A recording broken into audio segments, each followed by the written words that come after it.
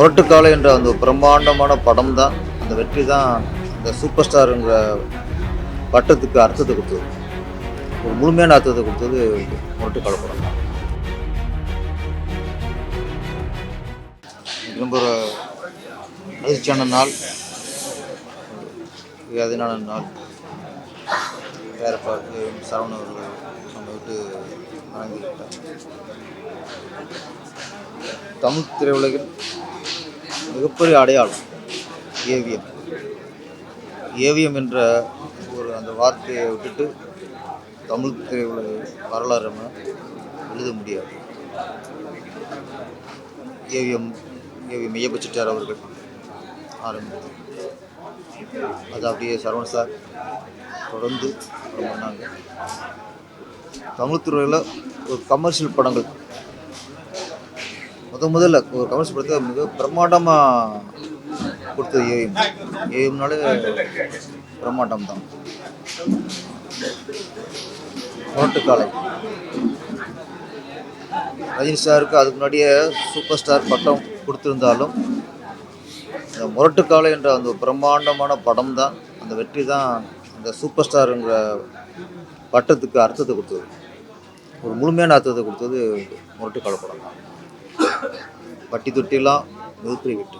அது மாதிரி கமலஹாசன் அவர்கள், அவர் சூப்பர் ஆக்டர், மிகப்பெரிய நடிகர், உலக நாயகன், என்ன பட்டங்கள் கொடுத்தான்ட்டு அவர் ஒரு கமர்ஷியல் ஹீரோவா, கமர்ஷியலாகவும் ஒரு படம் பண்ணி கமலஹாசனை ஜெயிக்க முடியும் அப்படின்னு நிரூபித்த படம் சகலகலா வல்லவன்.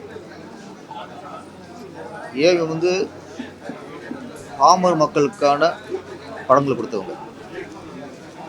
அன்னாடங்காட்சி, உழைப்பாளிகள், தினக்கூலிகள், இவங்கெல்லாம் ஏவிஎம் படத்தை பார்த்தாங்கன்னா வெளியே வரும்போது ஒரு சந்தோஷம் போவாங்க. அந்த படம் அவங்களுடைய களைப்பு, உழைப்பு எல்லாத்தையும் தீர்த்துரும். அந்தளவுக்கு அது கவனம் செலுத்துவாங்க. நான் ஏவிஎம் நிறுவனத்தில் திருப்பதி படம் பண்ணேன்.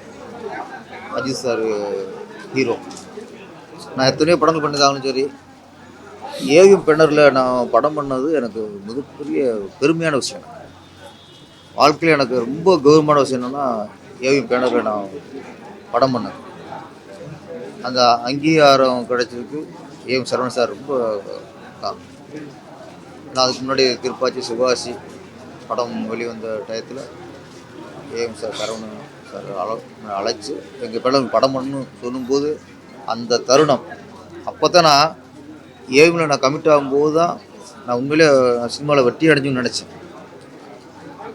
அது சில நேரத்தில் அந்த அங்கீகாரம், வெற்றிக்கான அங்கீகாரம். நான் ஏவிஎம் ஸ்டுடியோக்குள்ளே ஃபஸ்ட்டு வரும்போது வர முடியாது. அப்போல்லாம் செக்யூரிட்டியில் நம்ம வீட்டுக்குள்ளே வர முடியாது. நான் எப்படியா ஏவிஎம் ஸ்டுடியோக்குள்ளே உள்ளே போகணும்னு நினைப்பேன்.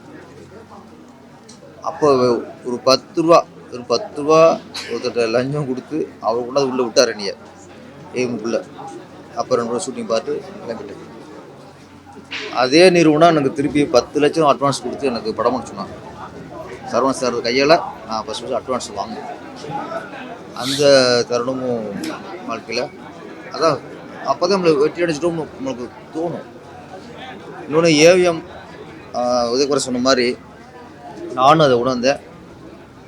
ஏவிஎம்மில் படம் கமிட் ஆனதுலேருந்து ரிலீஸ் ஆகிற வரைக்கும் நான் பணம் கேட்டதே இல்லை. அந்தந்த டயத்தில் கரெக்டாக பணம் வந்துடும். நம்ம மேனேஜர்கிட்டையும் சொல்லவே மாட்டோம்.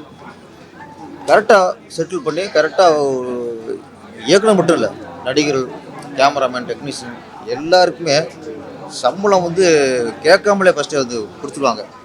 அது என்னென்னா ஒரு சிறந்த தயாரிப்பாளர் அப்படிங்கிற மிகப்பெரிய அடையாளம் ஏவிஎம் சரவண சார். அதே மாதிரி இயக்குனருக்கு முழு சுதந்திரம். அவங்க கதையை கேட்டு பிடிச்சி போய் இயக்குனர் கமிட் ஆகிட்டாங்கன்னா இயக்குனர் தான் அவங்களுக்கு முக்கியம்.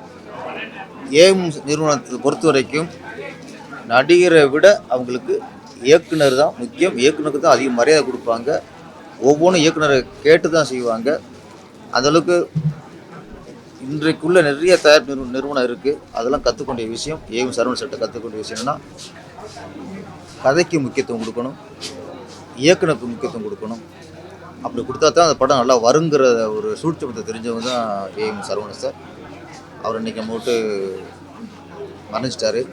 ஆனால் எப்படி ஏவி மெய்யப்ப செட்டியாருடைய புகழ் இன்றைக்கி நிலைச்சிருக்கோ அதே மாதிரி ஏவிஎம் சரவணன் சார் புகழ் என்னன்னைக்கும் நிலைச்சிருக்கும். ஒரு இயக்குனர் சங்கத்திலேருந்து நான் வந்திருக்கிறோம். எங்களோட வேண்டுகோள் என்னென்னா, ஏவிஎம் படம்னாலே பாமர மக்கள் விரும்பி பார்த்தாங்க படங்களை. ஏவிஎம் படம்னாலே நம்பிக்கையோடு இந்த படம் பார்த்தாங்க.